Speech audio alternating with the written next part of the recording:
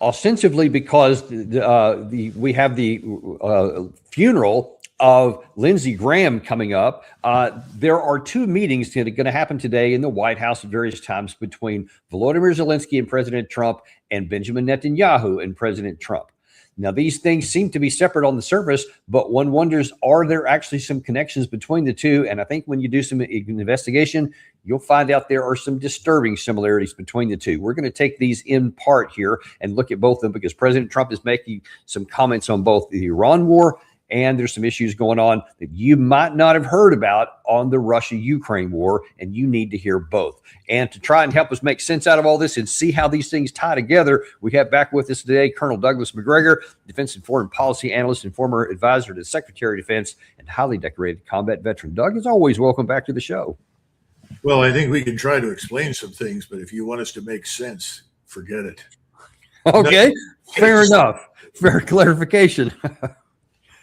And I think that actually some of these comments are going to show just how right you are on some of those. President Trump this morning went on Fox and Friends and was kind of giving a lay of the land to his favorite outlet there about where things are. First of all, we'll talk about the Iran war. Turns out, actually, we're in pretty good shape there. And we'll start off with the most important financially aspect of this, which is Strait of Hormuz, and along with all the oil and gas products that go along with it. Good news, Doug. We're in control.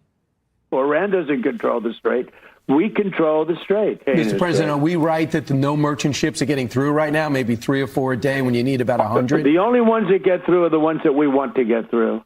They're the only ships that get through, Brian. We have a blockade that's so powerful that nobody can get through. Nobody can get through. Now, Brian Kilmeade, Doug, in front of the Rare Times, actually tried to push back a little bit, and it turns out he was much more right than we think. When Trump's saying that we're in control of the Strait of Hormuz and we're in good shape, this is from the last few days. This is important, not just in the numbers, but where they're passing. We've had information from Kepler and a number of other places to say fewer than 10 ships have passed through the strait since Sunday. 25 had just 3 vessels, the 25 July, and then the 3 days, 22 through 24 July, 3 vessels per day. But here's the important part. The southern corridor, the one that the United States set up outside of the memorandum of understanding that was not included in that, according to analysts from Windward and Kepler, commercial shipping along the southern route, despite being escorted by the U.S. military, has effectively ground to a halt. The northern corridor, a handful of vessels still navigating the straits, are mostly utilizing the Iranian shipping lanes. So there's not a whole lot going out even then. But President Trump said ours is like this blockade, but some is going out there and nothing is coming out on our side. What do you make of that? Well, I don't know what to make of it, except that President Trump is not in the business of telling people the truth about events in the Middle East or anywhere else right now. Remember, this is the quintessential salesman. So everything he's connected to is a tremendous success. Everything he talks about is always a winning hand, and so forth and so on. The problem is that the rest of the world knows the truth. We don't control the Strait of Hormuz. Iran controls the Strait of Hormuz. And for him, that's a very difficult thing to admit, because that means that we have lost our control and influence over the global energy complex. We just don't control it anymore. It by definition, and if you look at what I'm sure you're going to bring up in a few moments, the destruction meted out to the Saudis and others in the Gulf in terms of oil infrastructure and refining, becomes very clear that Iran has absolute control. And we are in an unfortunate position of not being able to do anything about it. So I understand he doesn't want to admit that. But unfortunately, that's true. And that leads to the discussion of what will be openly discussed in this meeting in Washington with Netanyahu. And, even before we get on that, I want to go down a point you just mentioned there. And this gets back into something we've talked about before, but there's a new manifestation of it, that the oil price has gone down significantly here since the oil trading opened back up Monday morning. And that's odd, because the news out today, you mentioned Saudi Arabia, they admitted that because of some of the Houthi damage, missile damage to their their Yanbu and several other oil reprocessing centers had taken about 4 million barrels a day, at least temporarily, offline. And yet the price of oil went down, which by any other normal time, that would have caused a spike, because that means more oil is not going to get out. Whether there's the Bab el-Mandab is open or closed, if you can't refine it, you can't get anything out. What do you make of those two opposite indicators? Well, we also saw another exercise in shorting oil. So friends of Trump that are on Wall Street, and many of these people are part of the larger Zionist billionaire club, have all made lots of money as a result of his ability to manipulate the market. I think we're reaching an end of that. It's going to end. It's going to end very abruptly and badly. But right now, they're willing to play along on the assumption that somehow or another we're going to win, that we will walk away victorious. Because if you go to Wall Street, you talk to the people that work there, they say, oh, well, taking care of the Strait of Hormuz, that's a job for the Navy and the Marines. That's a non-issue. That's all going to work out. Well, there's no evidence for that, but that's what they believe. That's what they believe because that's what Washington is telling them. And these are traders. These are people who are trading in commodities, making lots of money. These are not people that wore hard hats on a drilling rig. These are not people that have ever seen the oil fields up close and personally in the Persian Gulf or anywhere else. This is a common problem in New York City. People sit behind a desk. They're in Wall Street. They're looking at data and statistics. Those things are easily manipulated. But it's not going to last much longer. And I think that's the real message. Nothing is leaving the Gulf that Iran doesn't want to get out. And when you look at the oil that's leaving, it's Iranian and it's headed largely to China.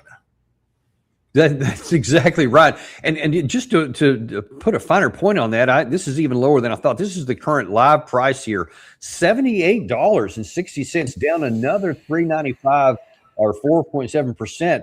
And you can see that. I mean, this is after the Saudi Arabia announced today that they had all those millions of barrels offline while they're going to try and repair that stuff. And it just should never happen here. And that just seems to imply that somebody is definitely pulling some financial strings here, because otherwise that just doesn't make any sense at all. Well, there are two other myths that we need to explode. One is that that's the real price. The price of oil coming off the ship that docks with a full load is $140 a barrel, right? That's the paper price. That's Wall Street's perception. So that's number one. Number two, there are no new oil pipelines being installed, no new oil infrastructure. I hear people saying, oh, we're already building ways to get around all this, and new pipelines are popping up. No, they're not. No one is investing in the region. No one will put a dime into the region until the war stops. Come on, wake up, smell the coffee. What's the point of trying to put a parallel oil line in anywhere when you know the Iranians will discover it and they can destroy it in a few seconds? What's the point? So there's nothing good happening at all. So when the truth really strikes home, and it's going to in the near future, imagine the shock when you're looking at $150 a barrel or higher. Because if you listen to Jeff Curry and other people who are familiar, Pilkington's another one, these people have been in the oil business, trading business forever. They know what's happening. They know where we're headed. It's not where we're looking at that chart right now. Yeah, and I wonder if you could, I want to go down that path that you just mentioned here, because last week we showed on one of our programs that Jesse Waters was bragging about how President Trump had gotten the prime minister of Iraq to have all this oil infrastructure and investment by the United States into Iraq. They were going to build this pipeline that was going to bypass the Strait of Hormuz. There's some other pipelines. And so we're going to take all the leverage away from Iran. But I wonder if you could just talk militarily, given the capabilities that we know Iran has with all these short, medium, and long-range missiles scattered throughout their country. Even if you make pipelines, unless they're all totally underground and there's nothing above ground, it seems to me that the refineries aren't going anywhere. And whether there's a pipeline or a ship, you can still take that stuff out with the same ease. Is that not correct? Oh, no, that's true. But let's stop and ponder that statement for a second. This is Iraq. Iraq is Iran's ally. Wake up. The Iraqi government, how many times has the parliament in Iraq voted us out of Iraq? How many times have we been directed to leave the place and take our forces with them? You know, the Iraqi militias that we talk about all the time that have attacked us and others on several occasions, they're all poised to march in and seize control of Kuwait. I mean, what does he think he's talking to? I mean, this is just complete and utter nonsense. The Iraqis are not going to do anything in any way, shape, or form that could hurt Iran. Iran is their eternal ally at this point. So I don't know what he's talking about. Everybody in D.C. is inside a bubble. And I think everybody's smoking crack cocaine. Doesn't make any sense.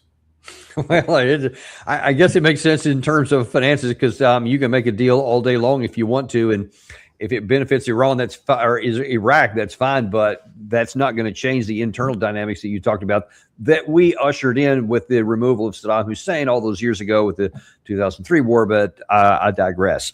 Let's stick with the one we got here, though, because we have those issues at play right now. The Strait of Hormuz is in control of the Iranian side, and there's nothing we have been able to do to stop it. Not the 40 days, not the blockade, not the MOU, and then not this 13-day, attempt a mini offensive that we tried. That didn't make any change either. Now then, there's been, 3 or 4 days now we haven't struck, and I think we're trying to figure out what to do. Well, one thing that a lot of people want to do is that let's go back and finish the job. So all kinds of people have been saying that and begging Trump. I showed one over the weekend, Sid Rosenberg on Fox News, literally begging Trump to go in all out, to include a ground formation, invade the country. It's shocking to do that. Well, President Trump this morning addressed that possibility. I could knock out the power plants. Within one day, all of their power plants would be gone. And I let them know that, with negotiations. I said, look, people want me to do that. I think I get almost the same thing out of it as doing it, but the problem is they'll never be able to, I think about 91 million people without power, without bridges, would have to live. And it's a very, very delicate balance. Yeah. So I think we have a very strong position right now. They know I'm going to do that if they don't make a deal. The bridges are going to be gone. I would say in 2 hours, most of the bridges, the major bridges will all be gone. And the power plants in 1 day. If I can avoid doing that, I'd like to do that. Yeah, he could. I mean, we have the wherewithal. We have the missiles and everything else that can do that. But the Iranian side has already said it's an eye for an eye. If you do that, we're going to hit all the infrastructure there, too. Do you think President Trump is not aware of that he doesn't believe it? Or is all of this just posturing and he's not going to do it? This is the man who said, this war may be over in 3 or 4 days. The Iranian regime, may just implode quickly. If it doesn't, what are we talking about? 2 weeks, 3 weeks? They can't stand up to us. I'm going to make a civilization disappear overnight. I mean, come on. Why listen to anything the man says? Right? The man is going to do what Netanyahu wants him to do. Let's be frank. That's where we're headed. What does Netanyahu want? He wants the war to continue. Zelensky is joined at the hip with Netanyahu. They are part of the same cabal. What does Zelensky want? He wants the war to continue. For it to continue, he needs more missiles, more drones that he can hurl at the Russians. Now, let's get real and look at what is and is not possible. Iran's goal in the war, number one, was to survive. They're not deluded. They never harbored any illusions about their real power and influence. They understood that the best they could do was to defend themselves. Dan, they've done that. They've proven that they have survived. They realize that they've won. That was the point of the MOU that Trump signed and then walked away from, unsurprisingly, because it effectively said, okay, you get what you want. You won.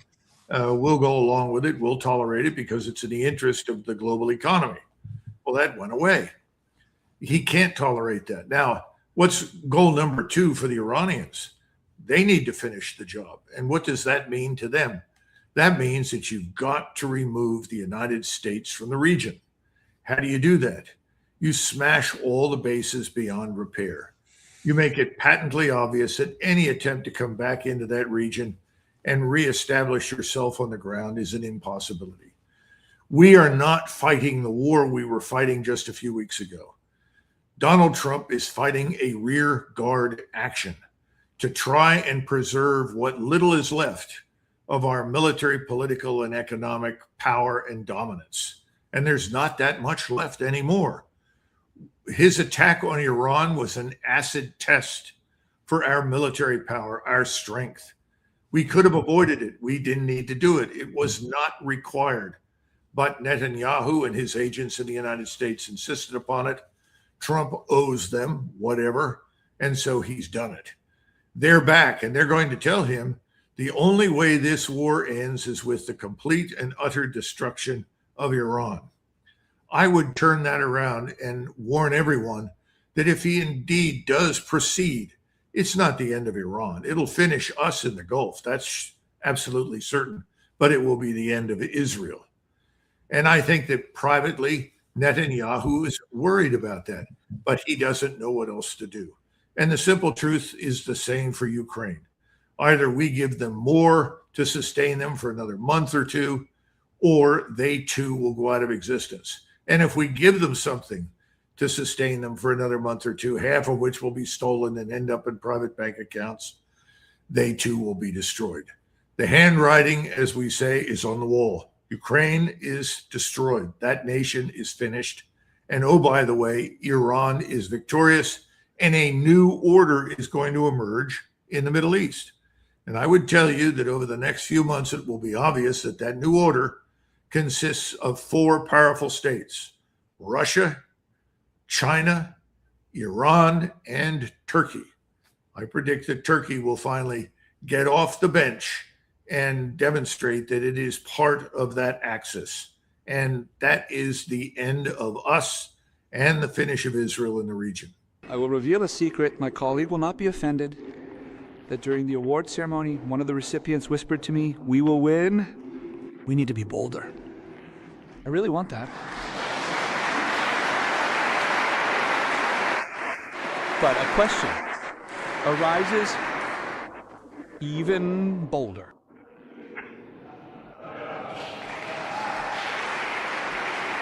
And here, just as in the economy, there are risks. The risks is losses on the battlefield on our side. Therefore, we will also act carefully here, but persistently and consistently achieving the goals set for the country, and we will achieve them.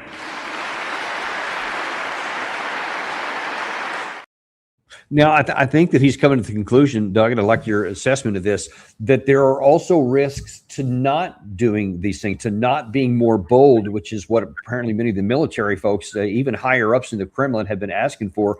And then here we see this just in the news a couple of days ago, that and this is not just from the Ukraine side, this is Kiev Post, that Zelensky was talking about, but this is coming from the Russian media as well. And Putin was implying that they may be going to mobilize 500,000 additional as recently or as soon as September. So it seems that Russia may seriously be thinking about finally doing some of the things on the battlefield that you've been talking about. How do you see that?